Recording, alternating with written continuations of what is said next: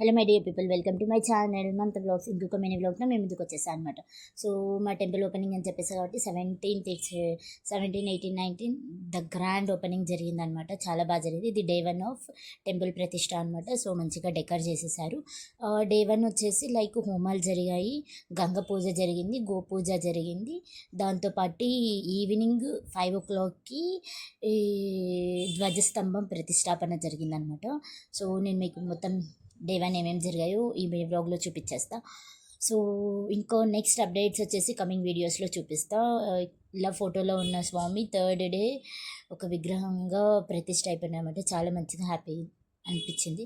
మా బుడ్డోడికి స్కూల్ ఉంది, సో అందుకని చెప్పేసి అలానే స్కూల్ యూనిఫామ్తో రెడీ అయ్యి వచ్చేసి పాపం అక్కడ వాడు కూడా పని చేసేస్తున్నాడు.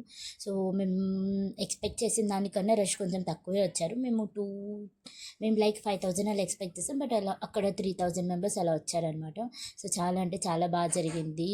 ఇక్కడ వచ్చేసి కల్చం అంటారు కదా, అది కంచు కల్చం కూడా ఆ రోజే పెట్టేసామన్నమాట. ఇప్పుడు గంగ పూజకి అని చెప్పేసి వాయిద్య కళాకారులతో కలిసి మేము గంగ పూజకి వెళ్ళిపోయాం.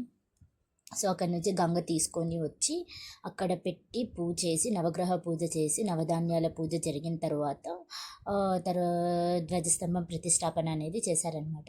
సో డే 1 అయితే చాలా మంచిగా జరిగింది. మాకు ఫుడ్ కూడా మొత్తం అక్కడే అరేంజ్ చేశారు కాబట్టి ఇంటికి రాలేదు. Stay tune and